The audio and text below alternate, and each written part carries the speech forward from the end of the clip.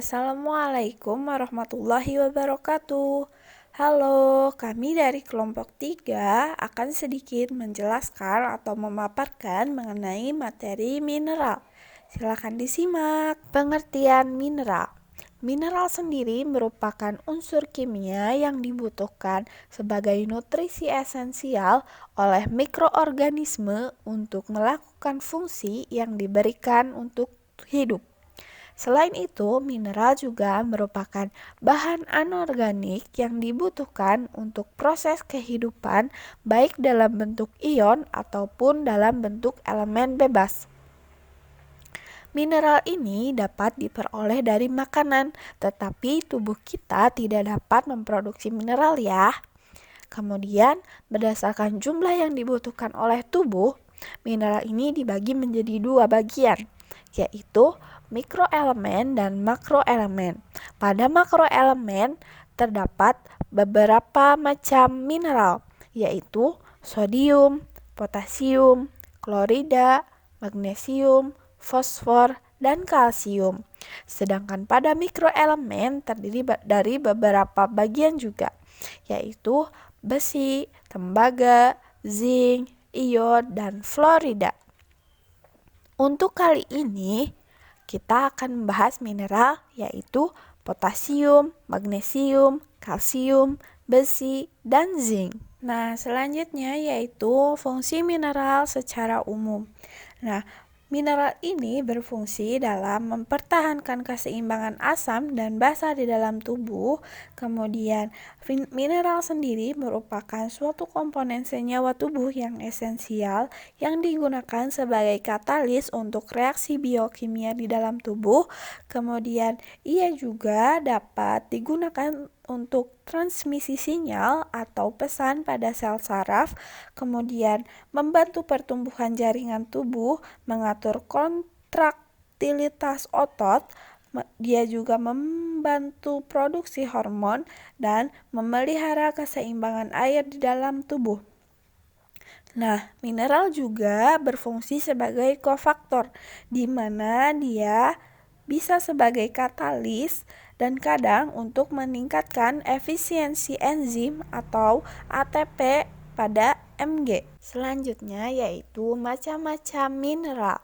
Yang pertama ada mineral magnesium atau Mg, merupakan kation bivalen cenderung berfungsi sebagai chelator. Nah, magnesium ini berada di dalam intrasel yang dapat ditemukan berikatan dengan ATP sehingga ia berperan sebagai kofaktor. Nah, ATP yang berikatan dengan Mg ini merupakan suatu substrat yang lebih efektif bagi enzim-enzim yang membutuhkan ATP. Nah, magnesium dalam tubuh ini berfungsi dalam meningkatkan kinerja metabolisme, menjaga kepadatan tulang, mengontrol tekanan darah, dan berperan dalam reaksi penghasil energi. Seperti yang kita sebutkan tadi, bahwa magnesium penting bagi manusia karena berperan dalam reaksi penghasil energi. Nah, pompa natrium atau kalium yang mengatur konsentrasi elektrolit dalam sel ini dikontrol oleh ATP, sehingga keseimbangan elektrolit di dalam sel tergantung pada magnesium. Kemudian, magnesium juga berfungsi dalam menghambat kalsium di sinapsis sel saraf, sehingga dapat mencegah ekskresi neurotransmitter terutama adrenalin dan noradrenalin. Nah, ilustrasinya dapat dilihat di samping. Selanjutnya yaitu mineral kalsium atau Ca.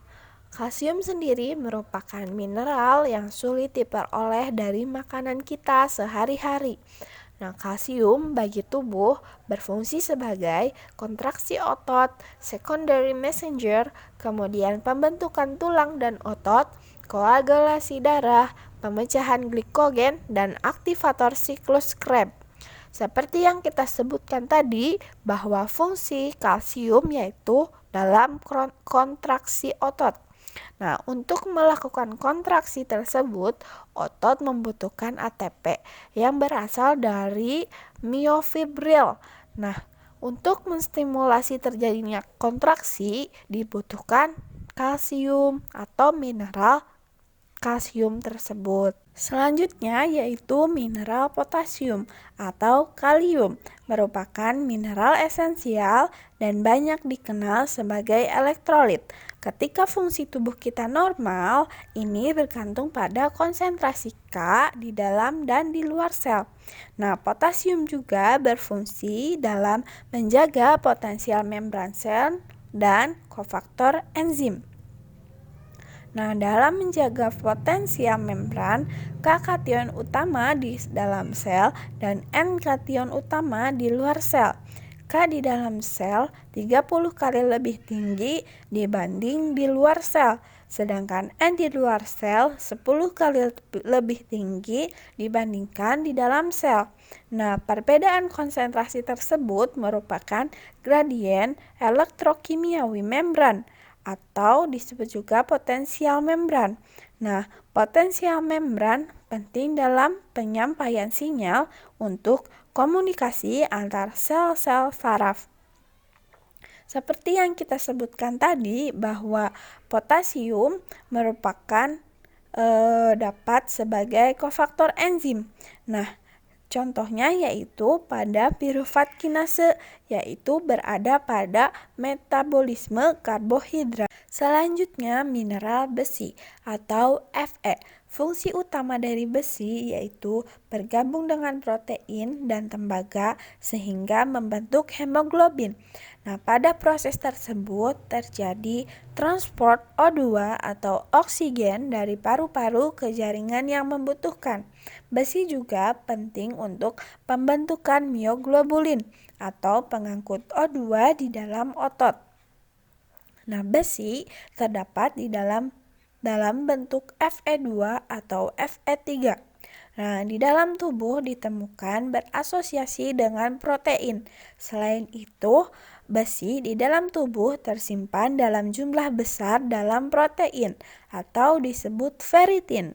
Nah, dalam bentuk bebasnya, besi di dalam tubuh konsentrasinya sangat rendah karena ion feri tidak larut dalam air atau mungkin ion ferro toksik bagi sel sehingga dapat bereaksi dengan hidrogen peroksida menghasilkan radikal hidroksil. Nah, di dalam makanan biasa mengandung Fe3 sedangkan tubuh kita mudah menyerap Fe dalam bentuk Fe2. Nah, reduksi Fe3 menjadi Fe2 dapat dibantu dengan askorbat atau vitamin C. Selain itu juga dapat dibantu dengan suksinat. Yang terakhir yaitu mineral zinc atau Zn, merupakan elemen esensial dalam makanan baik untuk tumbuhan, hewan, dan manusia. Nah, zinc dibutuhkan untuk pembentukan substansi genetik dalam sel dan untuk reproduksi biologis. Zinc juga diperlukan dalam sintesis DNA dan RNA. Nah, zinc juga merupakan bagian dari kurang lebih 200 metaloenzim. Ketika kita kekurangan zinc, akan terjadi defisiensi imun serius, kemudian peningkatan jumlah infeksi, pertumbuhan terhambat, dan keterlambatan pematangan seksual. Jadi dapat kita simpulkan bahwa mineral-mineral tersebut sangat penting bagi tubuh kita, sehingga kita harus menjaga asupan makanan yang masuk ke dalam tubuh agar tidak terjadi kelebihan atau kekurangan asupan pada tubuh kita, sehingga tubuh kita dapat berfungsi secara normal. Nah, mungkin itu saja penjelasan atau pemaparan yang dapat kami sampaikan mengenai mineral. Mohon maaf jika ada kesalahan dan kekurangan ya teman-teman. Terima kasih. Sampai jumpa di lain waktu teman-teman. Assalamualaikum warahmatullahi wabarakatuh.